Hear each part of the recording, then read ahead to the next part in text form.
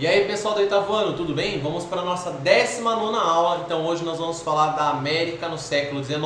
No seu material didático, página 34 a 42. E sempre lá embaixo tem a página na qual eu estou falando naquele momento para você poder se organizar no caderno.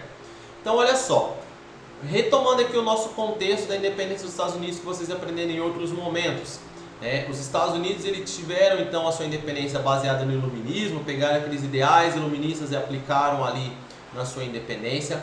Vai ser decretada então uma nação a partir da Declaração de Independência dos Estados Unidos, documento esse de 4 de julho de 1776, e também da Constituição deles, que é a primeira e única até hoje, de 1787, que eles iriam criar uma nação com liberdade, justiça e igualdade entre os cidadãos estadunidenses, os cidadãos, como eles gostam de dizer, americanos.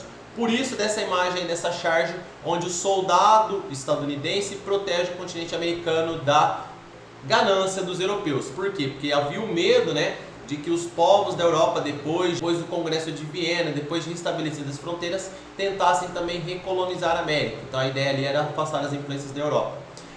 A partir desse momento vai surgir a doutrina Monroe, essa doutrina elaborada por um presidente dos Estados Unidos da América que falava que a América tem que ser para os americanos. Então a ideia era afastar a influência dos europeus para que a América pudesse ser para os americanos.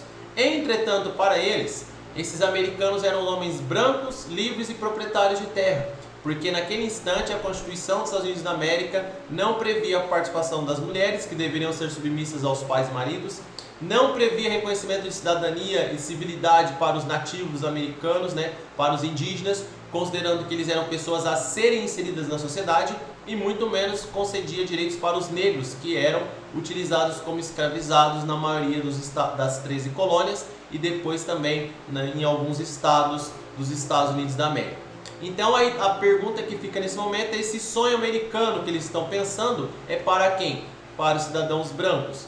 Esses cidadãos brancos, então, tinham como objetivo formar um país desenvolvido, um país que deveria expandir seus territórios, coisa que eles vão fazer através de compras, de acordos comerciais, dominar terras de outros povos. Eles vão dominar boa parte do território mexicano, por exemplo, cerca de 50% do território que antes era do México vai ser passado para os Estados Unidos da América. Eles vão fazer acordos com França, com Inglaterra, com Espanha, e vão então expandindo esse tamanho do seu país, chegando às proporções que nós temos hoje. Porém, para ocupar esse território não eram incentivados os povos que ali habitavam que não fossem de etnia branca.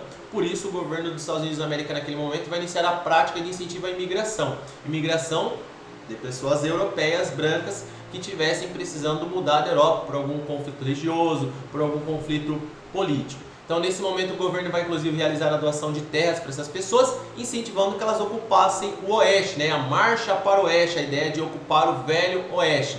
O problema é que a oeste dos territórios das 13 colônias nós vamos ter muitas civilizações nativas. E as civilizações nativas elas eram vistas como um problema a ser superado. Inclusive em 1830, o presidente Andrew Jackson decretou a lei de remoção dos índios, para que eles fossem tirados dos territórios, para que os territórios pudessem ser utilizados por pessoas que dariam um sentido para aquelas terras. Então, considerando ali que os nativos não eram donos, e sim o governo estadunidense.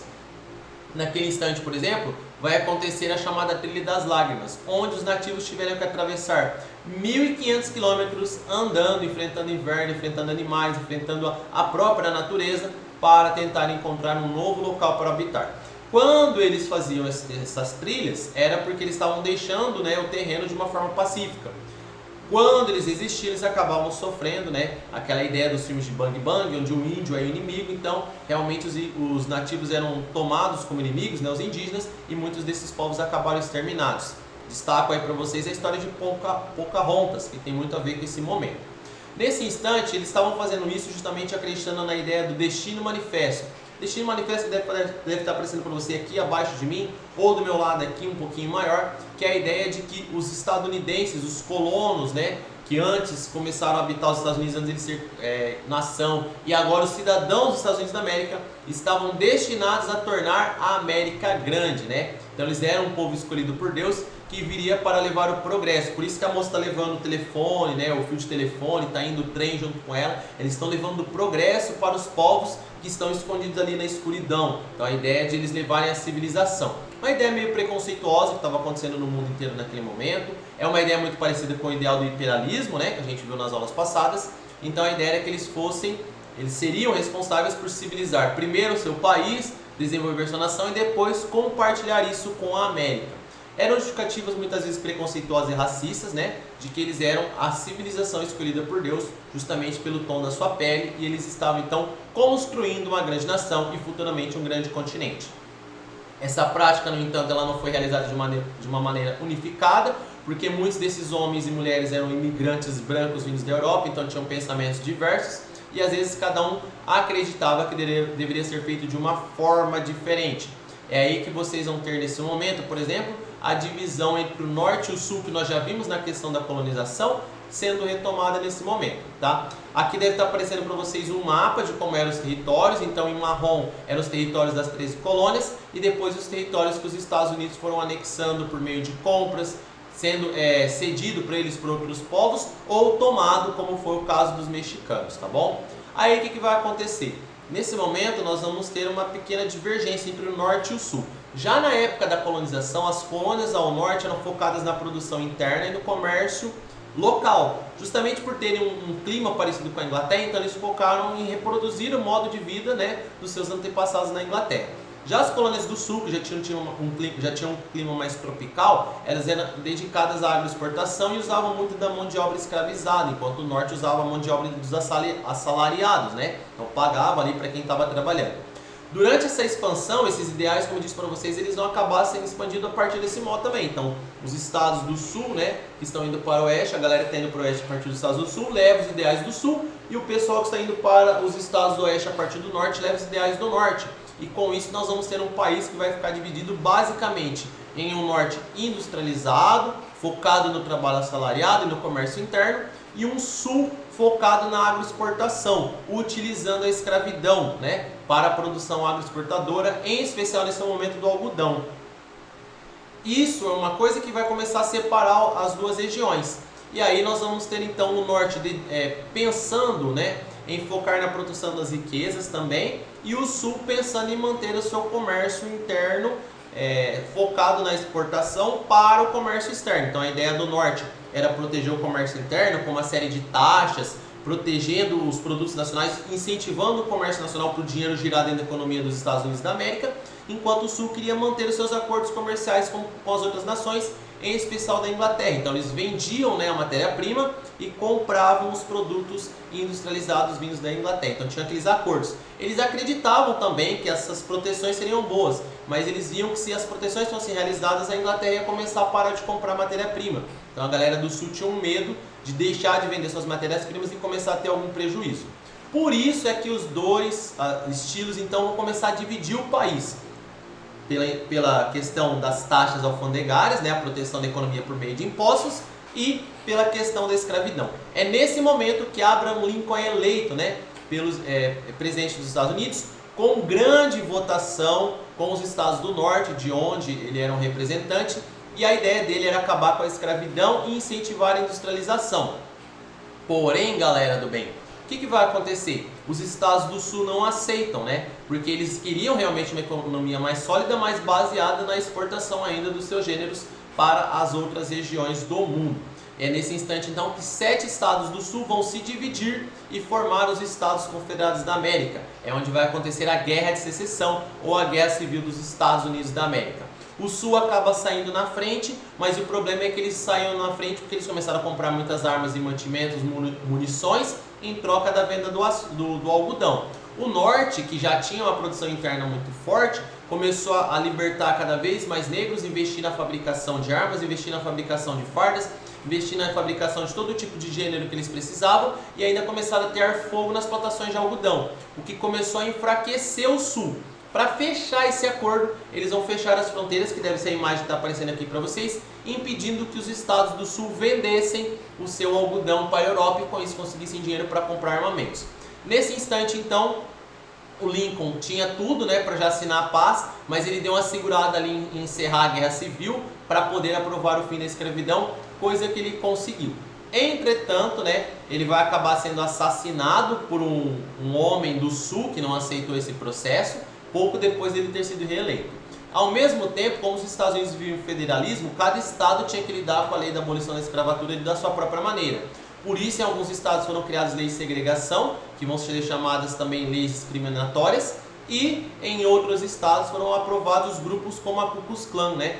Grupos racistas que perseguem os negros justamente pelo tom de pele diferente, e eles acham então que os negros deveriam ter sido mantidos escravos. É um grupo que é ilegal nos Estados Unidos hoje, em basicamente todos os territórios eles são perseguidos pela polícia e também muitas vezes pela Guarda Nacional dos Estados Unidos. A grande marca que esse conflito deixou foi que 500 mil estadunidenses morreram, então 500 mil deles acabou morrendo no conflito em ambos os lados. Já a América Latina ela vai ter um processo um pouco diferente, né? Ela vai ter, depois das suas independências, que a gente já trabalhou também, conflitos internos pelo poder entre as elites, vamos ter conflitos internos entre as próprias nações nascentes para ver quem vai ficar com a fronteira de cada lugar, e vamos ter reivindicações da população por condições melhores. Além, é claro, de que os Estados Unidos começam então com a ideia de América para os americanos, mas os americanos que eles pensavam, eles, né? Então eles tinham o direito de explorar a América, eles começam a levar o seu próprio imperialismo dentro do nosso continente, fazendo com que as outras nações chegassem ali para comercializar com eles. Dois exemplos que eu dou para vocês é Cuba, que vai ter até na sua Constituição o direito dos empresários, do governo dos Estados Unidos intervir até no governo cubano, né? Caso o governo não estivesse realizando, não estivesse cumprindo os acordos comerciais que eles tinham assinado, e o processo que eles ajudaram o Panamá a conseguir a independência. Em troca, eles vão ficar com o direito a explorar o canal do Panamá. Eles ajudam a construir e ficam com o direito de explorar e acabam ganhando muito dinheiro porque interligam uma região a outra, economizando bastante no transporte. Além disso, os países latinos vão passar a ocupar os seus territórios com o foco de expandir suas economias num processo parecido do que foi os Estados Unidos, muitas vezes perseguindo seus nativos, exterminando aqueles que não aceitavam e integrando aqueles que aceitavam a expansão. Tenho dois exemplos aqui para vocês. O primeiro é o México, que desde a colonização procurava catequizar e explorar a mão de obra nativa, e durante a independência já tivemos alguns entendimentos, né? Principalmente entre os crioulos e os indígenas, porque os crioulos não queriam mudar a estrutura, os indígenas junto com os pares, junto com os mestiços, queriam um pouco mais de igualdade. E aí, quando começou a ser realizado mesmo o governo mexicano em si, vai ter os entendimentos ali pelos edidos. Os edidos que eram as terras comunais, as terras das aldeias indígenas. O governo mexicano começa a entender que aquelas terras são dele, né, e não dos povos que ali habitam há milhares de anos. E a ideia é então modernizar, ocupar aqueles territórios com fábricas, vendendo com propriedade privada, mesmo sem consultar os nativos. E aí o que acontece? A família era realocada, ela era tirada da aldeia e era levada para uma outra região. Muitas vezes essas terras eram improdutivas e eles acabavam tendo que vender para poder ter o dinheiro para comprar comida. Então muitos desses nativos acabaram se tornando empregados e adquirindo dívidas, né? Eles produziam para bater as cotas e quando as cotas não eram batidas eles iam acumulando dívidas. E muitos deles acabavam ficando presos nas terras por não conseguir pagar as suas dívidas. Outros exemplos que eu tenho para vocês são a Argentina e o Chile. A Argentina e o Chile têm um processo parecido, eles começam a entender essas terras dos nativos como propriedades do governo e decidem povoá-las para incentivar o cultivo e a industrialização. Entretanto, esses grupos nativos não aceitam numa boa, porque são suas terras, seu local de habitação, e começa a questionar. É nesse momento que, devido às resistências, eles eram duramente reprimidos e em algumas oportunidades eles até que se vingavam, né? Atacavam as cidades, atacavam aí o pessoal que estava tentando expulsá-lo de suas terras.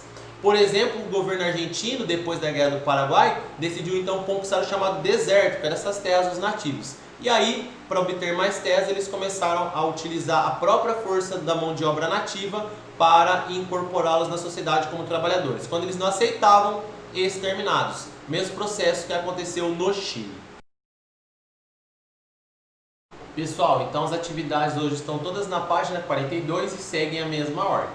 A questão é para vocês explicarem o que era a Marcha para o Oeste, as consequências dessa atitude dos estadunidenses para os povos indígenas norte-americanos e para o México. Lembrem de usar o Destino Manifesto para isso. A questão 2 é para vocês avaliarem as afirmativas sobre a Guerra de Secessão e marcarem qual é a alternativa que traz só as verdadeiras, somente as corretas.